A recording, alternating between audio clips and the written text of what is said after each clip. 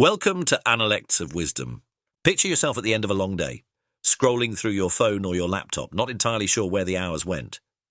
You recall glimpses of half-finished tasks, scattered emails, maybe a few conversations, and a nagging sense that there could have been more substance to the day. Though our technology-laden world seems uniquely frenetic, the Roman philosopher Seneca diagnosed an almost identical problem nearly 2,000 years ago in his essay on the shortness of life. Across its pages, he examines how people squander their time, mistakenly believing they have an abundance of it. The paradox is striking. Even with endless tools that promise greater efficiency, we still find ourselves short on what matters most. Our hours, our days, our very lives. He begins with a stark observation. It is not that we have a short time to live, but that we waste a lot of it. In these words, Seneca flips our usual complaint. We often moan about how time slips through our fingers, but for him the real tragedy is our unwillingness to protect the moments we're given. Centuries before modern social media and constant digital connectedness, he recognized that many pursuits are little more than distractions. People in his day might have busied themselves with lavish banquets or political gossip. We busy ourselves with endless scrolling, chasing likes, and getting pulled into a deluge of notifications. The specifics differ, but the principle is timeless. If we never pause to consider where our time goes, we can't be surprised when it vanishes. He goes further to say, "You are living as if destined to live forever, and yet have no thought for your frailty." This statement resonates now more than ever. We live in an age where medical advances and technology create the illusion that we're immune to the passage of years, or at least we can postpone reckoning with it. Our phones ping with tomorrow's to-do list, and our calendars stretch out months ahead as though we have all the time in the world. Yet, as Seneca warns, any feeling of permanence is a dangerous delusion, one that blinds us to the brevity and the preciousness of life. He identifies one potent source of our time wasting, preoccupation with superficial concerns and the desire for approval. Consider how many of your daily actions stem from a longing for validation or fear of missing out. Seneca might compare our obsession with online reactions to the Roman aristocracy's hunger for public applause. In both eras, the problem lies not in occasional entertainment or social interaction, but in letting them consume our lives. An immense mass of vices keeps us from living, he writes, suggesting that the biggest hindrance to a meaningful life is the clutter of empty obligations and empty pursuits. When we look back, how many hours have we traded for trivial pursuits we don't even truly enjoy? He drives home the point with another line, but life is very short and anxious for those who forget the past, neglect the present, and fear the future. The anxiety he describes arises from living everywhere but in the now. We may brood over past regrets, which can't be changed. We may worry incessantly about the future, which can't be guaranteed. Meanwhile, the present, our only realm of real agency, slips away. Modern psychology echoes this sentiment when it highlights mindfulness and staying grounded in the current moment. By ignoring the present, we place ourselves in an endless loop of regret and anticipation, perpetually missing the only time we have any true influence over. He also draws a powerful analogy between time and wealth, noting how meticulously we guard our money or possessions, yet how casually we let our days slip by. Seneca understood that once an hour passes, no amount of wealth or fame can buy it back. It's a sobering thought in an era where we treat time almost as a byproduct of productivity, doled out to tasks and obligations as if there's always more to be found. Imagine if you treated each hour like it was precious currency. Would you spend it the same way? Would you still hand it over to trivial distractions without a second thought? There's also a personal dimension to his words. Seneca lived during a perilous period of Roman history, serving as an advisor to Emperor Nero, a role that entangled him in court intrigues and ultimately contributed to his forced suicide. Yet, in spite of living in constant political danger, he maintains a focus on internal mastery. The turbulence of external events, he insists, does not excuse us from making conscious use of the time we do have. In our age, we might not face a literal emperor's wrath, but we're inundated by global news, social obligations, and daily pressures that can feel oppressive.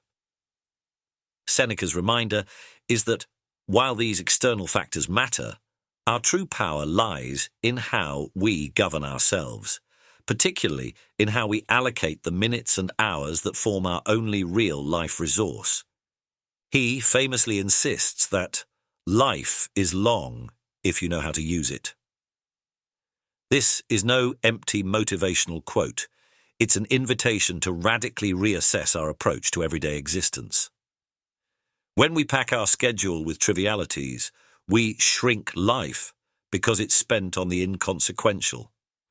But when we anchor ourselves to meaningful activities, ones that enrich our mind, strengthen our connections, or nurture our well-being, life suddenly feels more expansive. The same 24 hours can either slip by unnoticed or be a canvas for creativity, learning, and genuine connection. If you've ever experienced a day off well spent, reading a captivating book, having heartfelt conversations, or exploring nature, you'll understand how time seems to stretch when filled with truly nourishing pursuits. He also delves into the necessity of confronting mortality. Far from being morbid, considering death can be an energizing force that reminds us not to squander our days. You act like mortals in all that you fear, and like immortals in all that you desire, he writes, suggesting we tend to cower in fear of our limited lifespan, yet we act as though we'll never run out of time when indulging in pointless endeavors. Simply remembering that our days are finite can free us from inertia. Rather than putting off important life changes, like starting a creative project, mending a strained relationship, or making healthier lifestyle choices, we might feel galvanized to do them now. In today's world, we're tempted to say that Seneca's advice is impossible to follow because modern life is too hectic, too distracting. But consider how even a few small adjustments, simple daily rituals, could realign our relationship with time. He would advise us to begin each morning with a brief moment of self-inquiry. What is the purpose of this day? How do I want to engage with the world? This doesn't require living like a hermit or giving up all technology. It's simply a shift in perspective that can have profound effects. Journaling, meditating, or just taking a quiet walk can help ensure we're not diving headlong into distraction before we've had a chance to chart our course. Throughout his essay, he stresses that the most valuable pursuits are those that strengthen the mind and the character. All the greatest blessings are a source of anxiety, he writes, but learning, truly engaging the intellect, can mitigate that anxiety by preparing us for the challenges life inevitably presents. His admiration for philosophy was part of this ethic. By studying great thinkers, reflecting on moral questions, and honing our reasoning skills, we effectively invest in our ability to use time wisely. Today, this might translate into reading challenging books, listening to substantive podcasts, or engaging in thoughtful discussions that stretch our understanding of ourselves and the world. He also deals with regret in a way that's surprisingly comforting. While criticizing how we fritter away our hours, he never insists on wallowing in guilt for past mistakes. Rather, he encourages us to see each new day as a chance to live more deliberately. Even if years have disappeared into unproductive habits or unhealthy relationships, he would counsel that the future is still open, waiting for us to claim it. By devoting ourselves to even a handful of worthwhile goals, we can transform the quality of our remaining time, no matter how large or small that remaining portion might be. Seneca's insights also expand to our relationships with others. He warns against scattering our time on people who neither respect it nor make good use of their own. While he values friendship and community, he's acutely aware that excessive social obligations can dilute our ability to pursue meaningful work. If you've ever found yourself overcommitted, attending gatherings you don't truly enjoy, or constantly available to everyone else's whims, you'll understand the hidden cost. Real friendship, Seneca insists, is an exchange that enriches both parties' souls. Superficial connections, on the other hand, often lead to a draining cycle of gossip, comparison, and obligation. This distinction remains as important today as it was in ancient Rome. All of these teachings point to a central Stoic principle. Focus on what you can control, your own choices, attitudes, and efforts, and let go of what you can't. We might not have the power to stop the passage of time, nor can we control how long we live, but we do have the power to decide how we spend our limited lifespan. This recognition shifts the conversation from complaining about lack of time to becoming intentional stewards of our schedule. It may be uncomfortable at first because it demands accepting responsibility for the shape of our days. Yet, as Seneca would argue, taking ownership of your time is a liberation. It frees you from the self-imposed tyranny of busyness and trivial obligations. When you inevitably falter, and Seneca knew that even the most dedicated Stoic would, we can return to these ideas without shame. The Stoics were practitioners. Philosophy for them was a daily exercise in self-improvement. No one perfect day redeems a lifetime of waste, but each day of mindful living paves the way for greater self-mastery and inner peace. In many respects, On the Shortness of Life serves as a condensed manual for how to live a more examined and therefore more meaningful life, one moment at a time. Stepping back, it's extraordinary how this slender essay has maintained its relevance across centuries. The challenges of ancient Rome, constant distractions, political pressures, social obligations, mirror our own modern chaos more closely than we might expect. Seneca doesn't promise a life free from problems, but he does promise that if we take care of our hours, we'll stop wondering where the days went. Instead of feeling perpetually behind, we'll experience a sense of equilibrium, as though we're finally in partnership with the flow of time rather than chasing it. Reflect on how often you've thought, if only I had more time.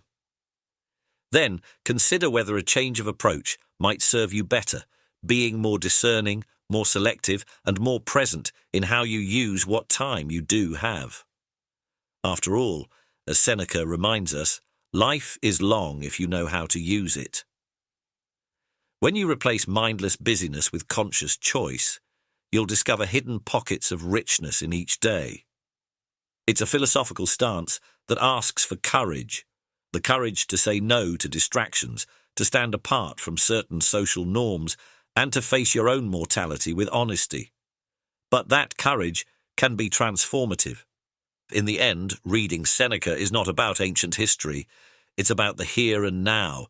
It's about your next morning, your next decision, your next hour. It's about asking, am I truly living? Or am I just going through the motions until, in a flash, I find myself at the end? By confronting that question daily and taking even small steps to align your life with what you truly value, you bring this classical wisdom to life in a very modern world. The result, Seneca would argue, is a sense of fulfillment and purpose, an unshakable conviction that whatever the length of your life, you're genuinely making it count.